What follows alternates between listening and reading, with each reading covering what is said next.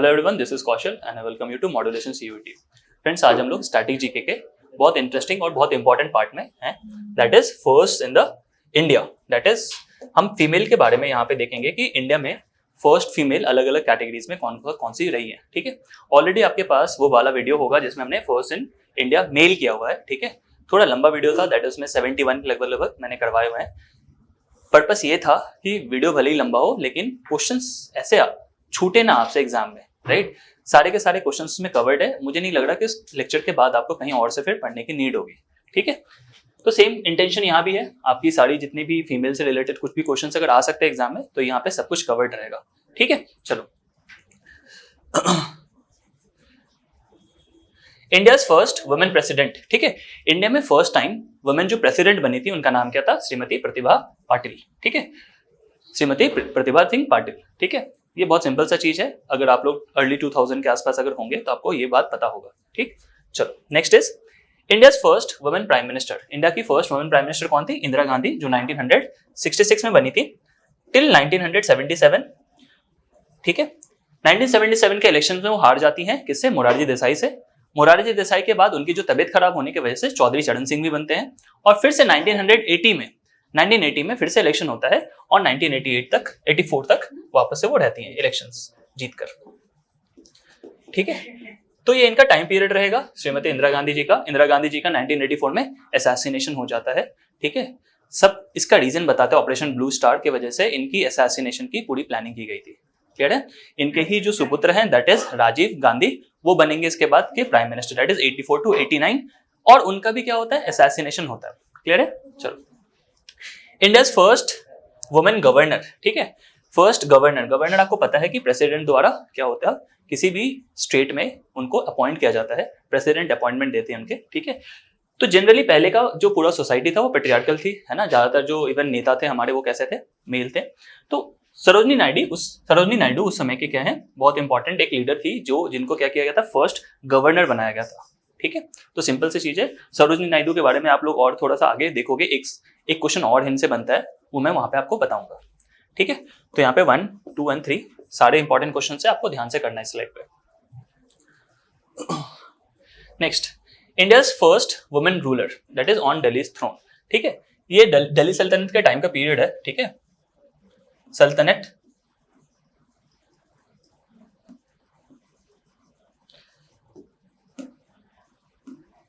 दिल्ली सल्तनत के टाइम का पीरियड है ना। जब आप देखोगे बेसिकली मामलुक्स रूल कर रहे थे। ठीक है, मामलुक्स जिसको क्या बोलते हैं? गुलाम वंश कहते हैं, दैट इज स्लेव डायनेस्टी भी कहते हैं। तो ये बेसिकली स्लेव डायनेस्टी की है। ठीक है, और किन की बेटी थी? ये बेटी थी इल्तुतमिश के। ठीक है, इल्तुतमिश को बोला जाता है रियल फाउंडर ऑफ दिल्ली सल्तनत, real founder of.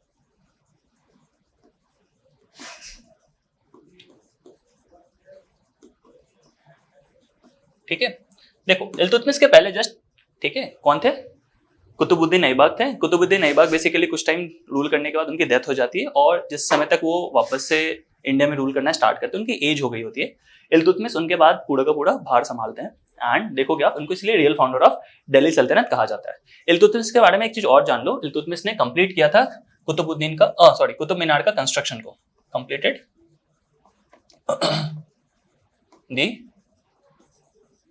Construction of Qutub Minar, है ना। कुतुब मीनार की कंस्ट्रक्शन को बेसिकली स्टार्ट कौन करते? कुतुबुद्दीन ऐबक, और खत्म कौन करते? इल्तुतमिश। ठीक है, इल्तुतमिश की बेटी कौन है? रजिया सुल्तान, जो कि one and only, not first, one only क्या है? वुमेन है रूलर जो कि दिल्ली के थ्रोन पे बैठेगी, रजिया सुल्तान। ठीक है, और उस समय इनके साथ बहुत कंस्पिरेसी की जाती है और इनको फाइनली मरवा भी दिया जाता है। ठीक है, और ये कौन सी डायनेस्टी में? स्लेव डायनेस्टी में। इसके बाद और भी डायनेस्टी आई है, खिलजी डायनेस्टी। ठीक है, इस तरह से सैयद डायनेस्टी, ये सारी चीजें। India first women IPS officer कौन है? किरण बेदी हैं, जिनको कुछ टाइम पहले इवन पौंडीचेरी का क्या किया गया था? लेफ्टिनेंट गवर्नर भी बनाया गया था। ठीक है, किरण बेदी जी इंपॉर्टेंट है। First women chief minister of state Sucheta Kripalani. ठीक है, सुचिता कृपलानी बेसिकली उत्तर प्रदेश की क्या बनती है? पहली चीफ मिनिस्टर बनती है। ठीक है, सुचिता कृपलानी का उस समय बहुत नाम भी था। आप देखोगे 2-3 बस नाम है जो आप जस्ट इंडिपेंडेंस के बाद देखोगे। ठीक है, जिनमें से सुचिता कृपलानी बहुत प्रोमिनेंट पोजीशन पे है। इसी तरह से सरोजनी नायडू को गवर्नर बनाया गया था, ठीक है। अमृता सिंह कौर को देखोगे आप, देखो यहाँ पे आ गया राजकुमारी अमृता कौर, इनका भी बहुत नाम था, यानी 3-4 ऐसे बस फीमेल लीडर्स हैं वहां पे जिनका आपको बेसिकली वहां पे आपको वर्णन मिलेगा या बेसिकली इन्फ्लुएंस दिखेगा, ठीक है। एक एक करके मैंने बताया आपको, जैसे कि सरोजनी नायडू फर्स्ट गवर्नर बन गई, ठीक है। दूसरी जो सबसे प्रोमिनेंट लीडर थी फीमेल्स में, दैट इज सुचित्रा कृपलानी, वो यूपी की क्या बन गई, चीफ मिनिस्टर बन गई। और तीसरा जो मैंने आपको बताया था कि एक और फीमेल थी जिनका प्रोमिनेंट रोल रहा, ठीक है, इंडिपेंडेंस के आसपास, वो कौन है, राजकुमारी अमृता कौर। इनको क्या बनाया गया, इनको बेसिकली यूनियन हेल्थ मिनिस्टर बनाया गया, यूनियन हेल्थ मिनिस्टर, ठीक है, कैबिनेट में किनके, पंडित जवाहरलाल नेहरू के, ठीक है। तो ये जो तीनों के तीनों आप देखोगे फीमेल्स हैं, ये तीनों बहुत इंपॉर्टेंट रोल प्ले करेंगे, ठीक। First women president of INC, ठीक है, फर्स्ट वुमेन प्रेसिडेंट इंडियन नहीं बनी थी, ये आयरिश थी, है ना। और एनी बेसेंट को 1917 में क्या बनाया गया, आईएनसी का प्रेसिडेंसी दिया गया, ठीक। कहां पे था ये, कैलकाटा, कैलकाटा में इनको आईएनसी की प्रेसिडेंसी दी गई थी 1917 में। एनी बेसेंट का एक और रोल है, 1916 में इन्होंने होम रूल मूवमेंट स्टार्ट किया था, होम रूल मूवमेंट, ठीक है। और इनका home rule movement basically tan India था कह लो, यानी बेसिकली साउथ एंड इन सबको इन्होंने कनेक्ट किया था। इसी समय आप देखोगे जो बाल गंगाधर तिलक है, उन्होंने भी होम रूल में क्या किया था, पार्टिसिपेट किया था, बट उनका कॉन्ट्रीब्यूशन महाराष्ट्र और नागपुर के आसपास, मतलब बेसिकली महाराष्ट्र के रीजन तक में ही सीमित रह गया था, ठीक है। लेकिन एनी बेसेंट ने इसको थोड़ा सा पैन इंडिया किया था, ठीक है। होम रूल मूवमेंट 1916 में इन्होंने किया था ये चीज। फर्स्ट वुमेन जज ऑफ द सुप्रीम कोर्ट, है ना, सुप्रीम कोर्ट की पहली महिला जज कौन है, मीरा साहिब फातिमा बीबी, है ना, ठीक है, मीरा साहिब फातिमा बीबी फर्स्ट कौन है, ये देखोगे आप सुप्रीम कोर्ट की फीमेल जज है, ठीक है, फीमेल जज, फर्स्ट वुमेन जज ऑफ सुप्रीम कोर्ट। यहाँ पे चीफ जस्टिस की बात नहीं हो रही है, फर्स्ट फीमेल जज की बात हो रही है ना। आज भी सुप्रीम कोर्ट में आप देखोगे फीमेल जजेस बहुत कम है, ठीक है, और ये फर्स्ट फीमेल जज थी। चीफ जस्टिस यहाँ पे लिखा हुआ नहीं है, तो कभी भी एग्जाम में ये चीज आप टिक करके मत आ जाना, इस बात का थोड़ा ध्यान रखना। Next, first women to get Ashok Chakra. Ashok चक्र किनको दिया गया फर्स्ट टाइम, निर्जा भनोत को, निर्जा भनोत, याद रख लेना इस चीज को। निर्जा भनोत को क्या मिला था, आप मूवी देखे होंगे निर्जा नाम से, है ना, वो इनके ऊपर ही बनाया गया था, ठीक है। तो निर्जा भनोत को अशोक चक्र दिया जाता है। First Indian women ambassador eight United Nations. क्या होता है देखो, यूनाइटेड नेशन में हर साल कह लो या कुछ कुछ सालों में हम क्या करते हैं, अपना एक एम्बेसडर चूज करके रखते हैं, जो हमें क्या करेंगी उस यूनाइटेड नेशन में रिप्रेजेंट करती है। जैसे मान लो कोई टॉपिक आ गया, सपोज क्लाइमेट चेंज को लेकर, है ना, टेररिज्म को लेकर, तो हर समय ऐसा तो नहीं कि प्राइम मिनिस्टर मोदी उड़ के जाएंगे वहां पे और वहां पे जाके अपना भाषण देंगे या उस चीज को जस्टिफाई करेंगे। सो एवरी टाइम जब भी जो जनरल सेक्रेटेरिएट का जब भी होता है इलेक्शंस या कह लो आप कुछ ऐसे टॉपिक पे डिस्कशन होती है, तो ज्यादातर जो रिस्पॉन्स आता है वो किसके थ्रू आती है, देखो क्या, एम्बेसडर के थ्रू, ठीक है। और जो फर्स्ट वुमेन एम्बेसडर है यूनाइटेड नेशन में, उनका नाम क्या है, विजय लक्ष्मी पंडित। ये one of the most asked question है, बहुत सारे एग्जाम्स में पूछा जाता है, इवन आज भी पूछा जाता है ना। ये सीयूटी देख लोगे, सीडीएस देख लोगे, ठीक है, आप सीजीएल का पेपर देख लोगे, किसी लेवल पे आप देख लोगे, बहुत सारे एग्जाम में पूछा गया क्वेश्चन है। First Indian women to swim across English Channel. English Channel actually क्या है, पहले आपको थोड़ा सा ब्रीफ में ये समझा देता हूं। इंग्लिश चैनल क्या है, मान लो पूरा का पूरा ये यूरोप है,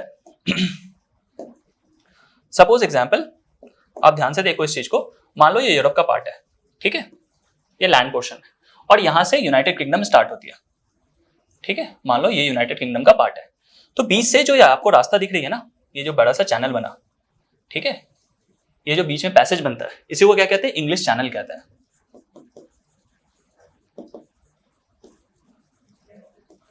ठीक है। इस इंग्लिश चैनल के ऊपर बहुत सारे आप देखोगे पोएम्स भी लिखे जाते हैं, ठीक है, उस चीज को लेकर बहुत सारे आप देखोगे सीन्स वगैरह भी मूवी में शूट किया जाता है, ठीक है। बहुत आइकॉनिक जगह भी है, क्योंकि देखो यूरोप से कट कर क्या है, यूके अलग है, जबकि यूरोप का पार्ट ही माना जाता है यूके, ठीक है। तो आप देखो कि एक छोटा सा चैनल है, मतलब ये ऐसा नहीं कि बहुत चौड़ाई में बहुत ज्यादा है, ये लंबी बहुत ज्यादा है, इसलिए इस चैनल को इस तरह से क्रॉस किया जाता है, ठीक है।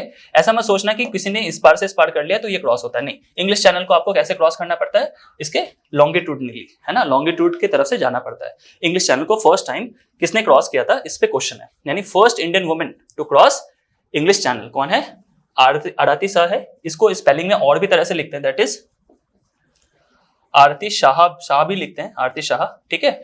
एग्जैक्ट इनका नाम जो है वो क्या है, आरती शाह गुप्ता, ठीक है। तो स्पेलिंग में आप थोड़ा सा देख लेना, कहीं कहीं पे आरती शाह भी लिखते हैं, कभी कभी आरती शाह भी लिखते हैं, तो उस चीज का थोड़ा एग्जाम में ध्यान रखना है आपको, ठीक है।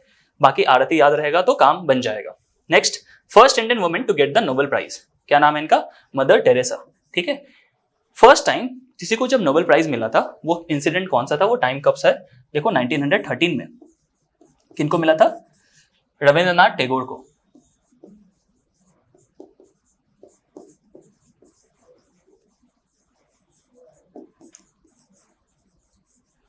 किस चीज के लिए मिला था ये भी जरूरी है जानना, लिटरेचर के लिए मिला था इन्हें, है ना, लिटरेचर के लिए मिला था। एक बात और समझ लो, रविंद्रनाथ टैगोर के बाद जो सेकंड इंसान थे जिनको नोबेल प्राइज मिला है वो सीवी रमन है, ठीक है। 1954 के आसपास उनको मिला, और 1954 या 53 के आसपास जब उनको मिला है, उसी साल उनको या उसके अगले साल ही उनको भारत रत्न भी दिया गया सीवी रमन को, ठीक है। सीवी रमन को फिजिक्स के लिए हमने क्या किया था, उस समय नोबेल प्राइज उनको मिला है, ये बात याद रखना है, ठीक। चलो, तो फर्स्ट यहाँ पे पूछा गया है इंडियन वुमेन, ठीक है। इनका नाम क्या है? Mother Teresa. याद भी रखना ईयर 1979। जिसको थोड़ा बहुत भी क्रिकेट पसंद है तो सेकंड वर्ल्ड वॉर के टाइम, सेकंड वर्ल्ड कप के समय इनको मिला था। कुछ अगर कनेक्शन बना पाओ तो बना लो। मदर टेरेसा को कब मिलेगा बेसिकली नोबेल प्राइज? 1979 में। जिन जिनको क्रिकेट थोड़ा भी पसंद होगा, मैं एक हिंट दे रहा हूं बस, आप किसी और चीज से भी इसको कनेक्ट करके याद रख सकते हो। सेकंड जो जो क्रिकेट का वर्ल्ड कप होगा, उस समय इनको क्या मिल रहा होता है? नोबेल प्राइज, ठीक है। तो बहुत लोगों को याद हो गया होगा इस चीज से भी। Next is India first women to climb the Mount Everest.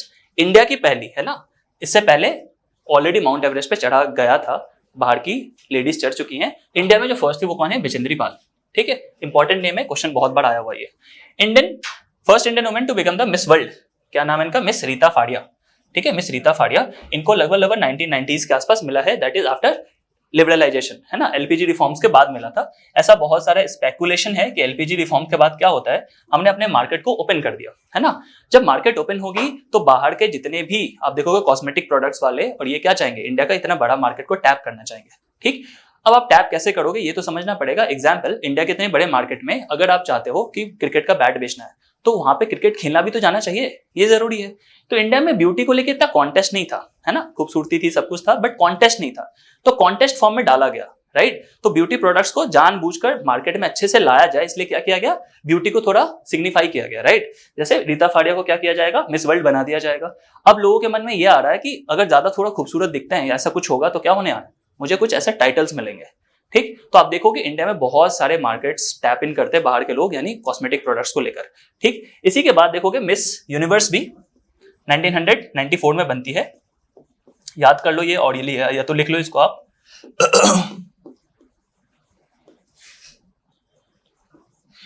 Miss universe बनती है कौन? सुष्मिता सेन, 1994 में, ठीक है। रीता फाड़िया का भी टाइम अप्रोक्सीमेटली वही है, 1993 या 1994 का ही पीरियड है ना, आई गेस शायद 1994 ही है। तो आप देखोगे उसी साल मिस वर्ल्ड भी बनाया गया, मिस यूनिवर्स भी बनाया गया। तो आपको समझ में आ रहा होगा this is not a coincidence. इससे पहले ऐसा नहीं है कि चीजें नहीं चल रही होंगी, है ना। जैसे 1991 का हमारा एलपीजी रिफॉर्म आता है, 1991 का LPG reform, that is L for liberalisation, P for privatisation और जी फॉर ग्लोबलाइजेशन, है ना। ये जब आएगा तो आप देखोगे मार्केट ओपन होगी। ये कौन से टाइम की सरकार है? नरसिम्हा राव की सरकार थी, जिस समय जो हमारे आप देखोगे जो चीफ फाइनेंस मिनिस्टर थे या फाइनेंस जो आप मिनिस्टर है वो कौन थे? डॉक्टर मनमोहन सिंह थे। उन्होंने ही पूरा लिबरलाइजेशन का पूरा उस समय चार्टर बनाया था, या बोल सकते हो प्रोविजन ड्रॉ करे थे, ठीक है, कि किस तरह से होना चाहिए, कितने % पे जाके रुक जाना चाहिए, ये सारी बातें। First Indian women to climb the Mount Everest twice, 2 बार जिन्होंने फर्स्ट टाइम चढ़ाई करी है माउंट एवरेस्ट की, उनका नाम क्या है? संतोष यादव, ठीक है। यहाँ पे ऑक्सीजन की बात नहीं हो रही है ना, मैंने प्रीवियस वीडियो में आपको वो करवाया है कि बिना ऑक्सीजन के भी जो एक्चुअली चढ़ चुके हैं माउंट एवरेस्ट पे, ऐसे भी क्वेश्चंस हैं, तो कंफ्यूजन नहीं लेना यहाँ पे, ठीक है। आपको यहाँ ध्यान रखना, first Indian women to climb the Mount Everest twice, यहाँ ऑक्सीजन और इन सब की बात नहीं हो रही। तो प्लीज ऐसे क्वेश्चन में थोड़ा आपको सतर्क रहना पड़ेगा, ठीक है। अगर पॉसिबल हो तो माउंट एवरेस्ट को लेकर एक छोटा सा और चार्ट बना लो, जहां पे आप ये लिख लो फर्स्ट मेन कौन थे जो चढ़े थे, फर्स्ट वुमेन कौन है जो चढ़े हैं, ठीक है। किसने ऑक्सीजन के साथ चढ़ाई करी है, किसने 7 टाइम्स चढ़ाई करी है, किसने 2 बार चढ़ाई करी है। एक छोटा चार्ट बन जाएगा लगभग 6-7 लोगों की, और आप देखोगे वहां से आपकी कंफ्यूजन दूर हो जाएगी। कल को हो सकता है कि आप कुछ ऐसे टिक करके आ जाओ जो आपको नहीं करना था।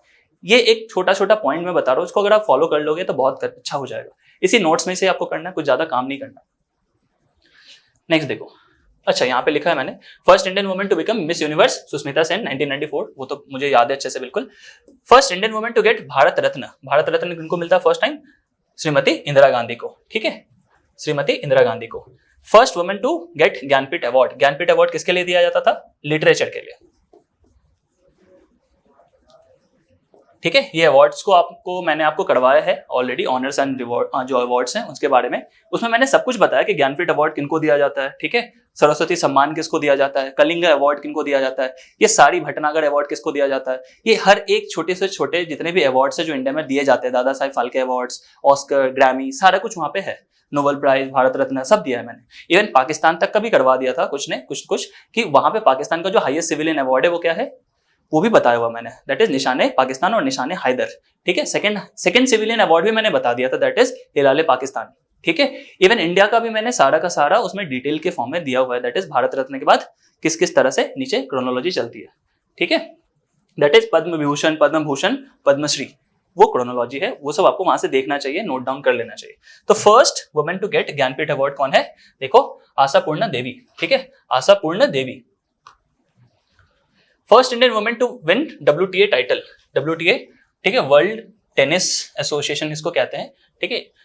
इसमें फर्स्ट टाइम किसने जीता था? सानिया मिर्जा ने जीता था, टेनिस एसोसिएशन है। अगर इसका फुल फॉर्म नहीं आएगा तो दिक्कत आ जाएगी, है ना। तो मोस्ट प्रोबेबली एग्जाम में अगर इस तरह से क्वेश्चन पूछना होगा तो इसको शायद वो फुल फॉर्म के फॉर्म में दे दे, नहीं भी देंगे तो एडवर्स कंडीशन के लिए रेडी रहो आप, है ना। तो टेनिस में देखो, इंडिया में फर्स्ट टाइम जो वुमेन का जिस सबसे बड़ा नाम है वो क्या है? अभी भी सानिया मिर्जा ही है ना, स्पेशली वुमेन के कैटेगरी में, ठीक। तो आपको याद करना इजी रहेगा। First Indian women airline pilot, ठीक है, दुर्गा बैनर्जी, ठीक है, दुर्गा बैनर्जी। यहाँ पे एक चीज बहुत इंपॉर्टेंट देख लो, एयरलाइन पायलट की बात हो रही है, यानी यहाँ पे एयरक्राफ्ट की बात नहीं हो रही, कमर्शियल फ्लाइट्स की बात हो रही है, ठीक है। तो आपको ये याद रखना है, first Indian women airline pilot की कौन है? दुर्गा बैनर्जी, ठीक है। एक क्वेश्चन मैंने करवाया, मुझे अचानक से याद आया कि फर्स्ट इंडियन पायलट जो कि कमर्शियल, जिनको क्या मिला था, देखोगे आप, उनको एलिजिबिलिटी मिली थी, दैट इज चलाने के लिए उनकी जो सर्टिफिकेट होती है वो मिली थी, किनको मिला था? JRD रतन टाटा को 1929 में, ठीक है। और मैंने 1929 ईयर आपको याद करवाया हुआ है बहुत सारे वीडियोस में कि उस समय अमेरिका में ग्रेट डिप्रेशन आया हुआ है, ठीक है। तो 1920 ईयर, आप कुछ साल ऐसे हैं जो बहुत ज्यादा इंपॉर्टेंट है हिस्ट्री के टर्म में भी। तो 1929 आपको याद रखना चाहिए, ग्रेट डिप्रेशन भी आया है। रतन टाटा को उस समय क्या मिला था? आप देखोगे ऑफिशियल उनको लाइसेंस मिली थी, फर्स्ट इंडियन थे जिनको लाइसेंस मिला, ठीक है। बड़ी बात इसलिए क्योंकि उस समय हम ब्रिटिश रूल के अंदर काम करते थे, ठीक है। तो जितने भी कुछ प्रीमियर जॉब होते थे वो किसको दिया जाता था? ब्रिटिशर्स को ही दिया जाता था, ठीक। तो ये बात आपको ध्यान रखना है। फर्स्ट इंडियन वुमेन कौन है? दुर्गा बैनर्जी है। First Indian women to win a gold in Asian Games. तो एशियन गेम्स जैसे ही आता तो आपके दिमाग में ये होना चाहिए कि फर्स्ट एशियन गेम इंडिया में हुआ था, दैट इज दिल्ली में हुई थी, ठीक है। और इसीलिए ये क्वेश्चन बहुत बनता भी है, ठीक है। ये क्वेश्चन बहुत आता है कि फर्स्ट एशियन गेम कहाँ हुई थी, दैट इज दिल्ली में 1951 में। अगर आपको ये याद है फिर आप जाके ये वाले क्वेश्चंस को डील करो, है ना। आपको पता ही नहीं है अगर एशियन गेम्स फर्स्ट टाइम कहाँ हुआ है, दैट इज दिल्ली में हुआ है और 1951 में हुआ है, तो ये क्वेश्चंस करने का फायदा नहीं है, थोड़ा स्टेप बाय स्टेप चलने का फायदा है, ठीक है। तो first Indian women to win a gold in Asian game कौन है? दैट इज कमलजीत संधू, कमलजीत संधू, ठीक है। तो एशियन गेम के बारे में मैंने बता दिया, दिल्ली में 1951 में। इंपॉर्टेंट बात है ना कि इंडिया में फर्स्ट टाइम हुआ था। इसी से मुझे एक छोटा सा और चीज याद आ गया, फर्स्ट कॉमनवेल्थ गेम कहाँ हुआ था वो भी लिख लो।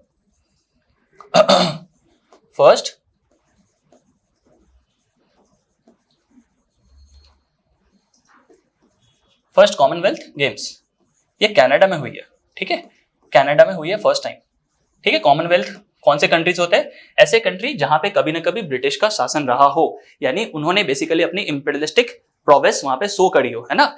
वहां पे आप देखोगे कॉमनवेल्थ गेम चलती है, ठीक। तो कनाडा फर्स्ट कंट्री था जहां पे कॉमनवेल्थ गेम्स को करवाया गया था। ये बेसिकली इसलिए करवाया गया कि आप समझ लो सॉफ्ट पावर मेंटेन करने के लिए ब्रिटेन का, मतलब एकदम हार्ड लाइन एक्चुअल फैक्ट बताऊं तो। और अदरवाइज आप ऐसे समझ सकते हो कि फिर से बाकी इतना टर्बुलेंस ना आए, ठीक है, धीरे धीरे कंट्री इकट्ठा आए वर्ल्ड स्टेज पे, है ना। तो उस चीज के लिए भी क्या किया गया, गेम्स एंड स्पोर्ट्स हमेशा से क्या होता है, एक तरह का आप देखो कि एलिमेंट है जहाँ पे थोड़ा फ्रेंडशिप किया जा सकता है। वहां पे आप देखो कि बाकी जो एनिमिटी है उसको दूर रखते हैं, इसीलिए ओलंपिक्स फिर से स्टार्ट हुआ था 1896 में एथेंस में, राइट, ग्रीस के अंदर। कुछ इंपॉर्टेंट रॉ फैक्ट्स हैं, ये सब आपको थोड़ा बहुत याद रखना पड़ेगा। Next, first Indian women president of INC, that is Indian national Congress, Sarojini Naidu 1925, ये कानपुर में हुई थी, कानपुर में ये वाली सेशन हुई है, ठीक है, ये भी आप याद रख सकते हो, ठीक है। और सरोजिनी नायडू क्या बनती है? फर्स्ट, आप देखो, गवर्नर बनती है, first women governor.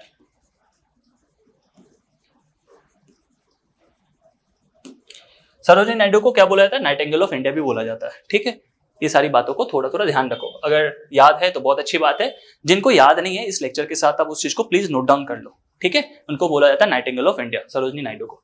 First Indian women to win the Booker prize. Booker prize किसमें दिया जाता है, आप देखो, बुकर प्राइज दिया जाता है लिटरेचर में, ठीक है।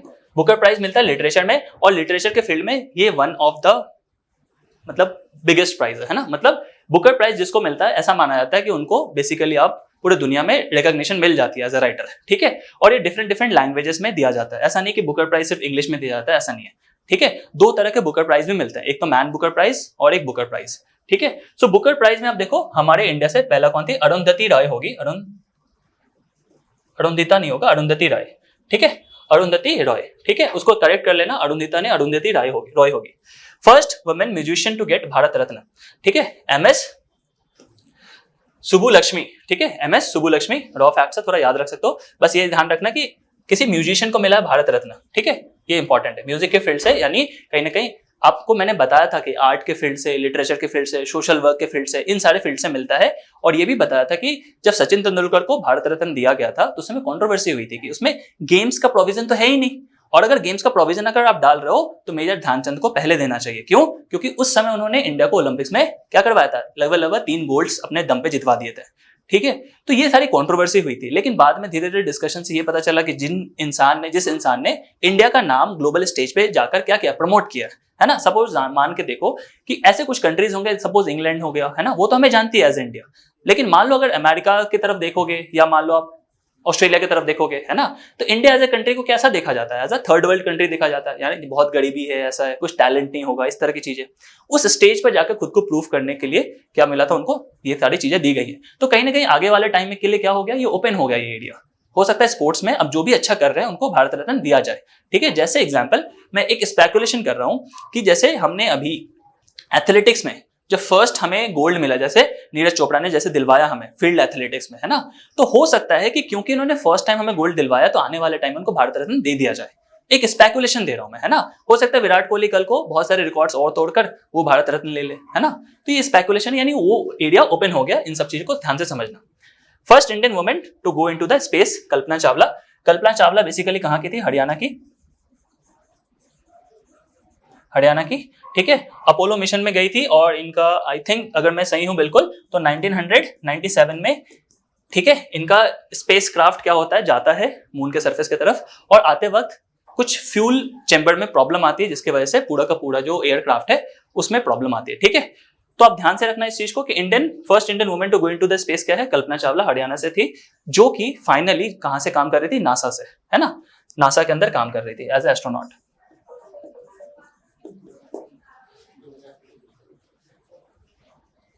ठीक है। तो first Indian women to get into the space, ठीक है। ये 2003 होगा, है ना, 2003। तो ये ध्यान रखना आप, ठीक है।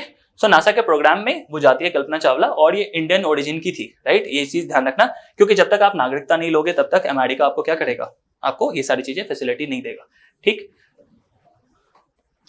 सो ये रहा लेक्चर का एंड, ठीक है। होपफुली आपने ये सारे क्वेश्चंस को बहुत अच्छे से एंजॉय किया होगा, बहुत सारे क्वेश्चंस याद हो गए, 26 क्वेश्चन यहाँ पे है, ठीक है। तो इन दिस 26 क्वेश्चंस में मैं उम्मीद कर रहा हूँ कि लाइक सीयूईटी में इसके अलावा कुछ और भी उल्टे सीधे क्वेश्चंस नहीं आएंगे, है ना, क्योंकि इनफ है, लाइक 26 ये वाले, 71 वो वाले, है ना। तो लगभग 100 क्वेश्चंस हमने किया है इंडिया में जो फर्स्ट थे, ठीक। इससे ज्यादा आपको एक टॉपिक पे बैठ के बहुत ज्यादा नहीं करना है, क्योंकि आपको बहुत डाइवर्स चीजों को पढ़ना है, मैथ्स को भी पढ़ना है, रीजनिंग को भी पढ़ना है, इंग्लिश पढ़ना है, सोशल स्टडीज में जितने भी सारी चीजें वो भी पढ़ना है। बस एक चीज का ध्यान रखना कि जब भी आप चीजों को याद करते हो ना, तो कुछ ना कुछ लिंक बना लो ताकि थोड़ा याद रहे। जैसे बुकर प्राइज किसमें दिया जाता है, लिटरेचर में, ये आपको इंटरेस्ट थोड़ा डाल के रखेगा, आपको याद रख पाने में बहुत हेल्प करेगा, ठीक है। So thank you so much and God bless you.